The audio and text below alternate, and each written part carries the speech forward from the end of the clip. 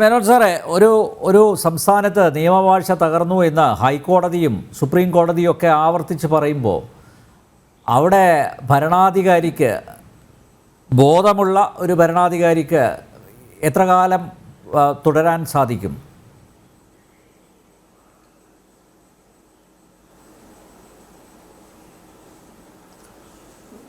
മമതാ ബാനർജിയെ പോലെയുള്ള ഒരു മുഖ്യമന്ത്രിക്ക് അവിടെ എത്ര നാൾ വേണമെങ്കിലും തുടരാൻ സാധിക്കും. കാരണം ഇന്ന് ഞാൻ നേരത്തെ പറഞ്ഞു തൊട്ട് സുപ്രീം കോടതി പറഞ്ഞു അവിടെ ജനങ്ങൾക്ക് പ്രൊട്ടസ്റ്റ് ചെയ്യാനുള്ള സൗകര്യം മുടക്കരുത് എന്ന് പറഞ്ഞ അതേ ദിവസം അവിടെ സമരക്കാരെ അടിച്ചോടിക്കുന്ന ഒരു രീതിയാണ് നമ്മൾ കണ്ടത്. അവരിതിനൊരു പുലിവിലയും കൊടുക്കുന്നില്ല. പിന്നെ വേറൊരു കാര്യം നമ്മൾ നോക്കാനുള്ളത്, ഇപ്പോൾ UP-യിൽ ഇതേ തരത്തിലുള്ള ഒരു സിറ്റുവേഷനാണ് നേരത്തെ ഉണ്ടായിരുന്നത്. ലോ ആൻഡ് ഓർഡർ എന്ന് പറഞ്ഞൊരു സംഗതി ഉണ്ടായിരുന്നില്ല. അവിടെ യോഗി വന്നതിന് ശേഷം അടുത്ത ഇലക്ഷൻ ജയിക്കണം എന്നല്ല അദ്ദേഹം വിചാരിച്ചത്. അദ്ദേഹം ആദ്യം ചെയ്തത് അവിടെ വളരെ കർശനമായ നടപടികൾ മുഖം നോക്കാതെ സ്വീകരിച്ച് എല്ലാ ഗുണ്ടകളെയും പിടിച്ച് അകത്താക്കുകയും ധാരാളം ഗുണ്ടകൾ വന്ന് എന്നെ അറസ്റ്റ് ചെയ്യുമെന്ന് പറഞ്ഞ് ജയിലിൽ വന്ന് കിടന്ന ഒരു സിറ്റുവേഷൻ ഉണ്ടായി. ആ ഒരു ലോ ആൻഡ് ഓർഡർ തിരിച്ചു കൊണ്ടുവന്നതിൻ്റെ ഒരേ പേരിലാണ് അദ്ദേഹത്തിന് രണ്ടാമത് ജയിക്കാൻ പറ്റുന്നത്. അത് കാരണം ഞാൻ പറയുന്നത്, ശരിക്കുള്ള ഒരു ഭരണം കാഴ്ചവെച്ച് കഴിഞ്ഞാൽ ആർക്കും ജയിക്കാൻ പറ്റും.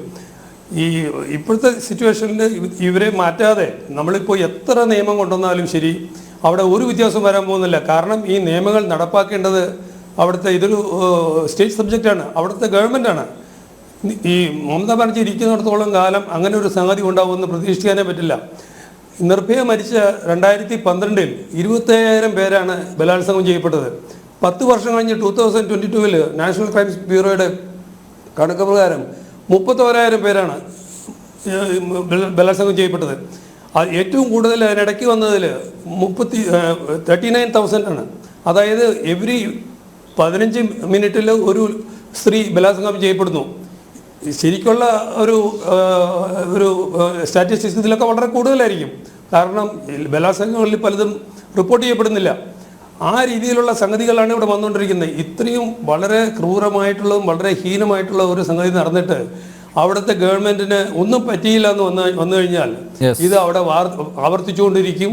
നിർഭയകളും അഭയകളും ഇനിയും ഉണ്ടായിക്കൊണ്ടിരിക്കും. സന്ദേശകാലികളും ആവർത്തിക്കും. ഇതിനൊക്കെ നമ്മൾ മുഖസാക്ഷികളായിട്ട് ഇരിക്കേണ്ടി വരും. അത് വളരെ ഒരു കഷ്ടമായിട്ടുള്ളൊരു കാര്യം തന്നെയാണ്.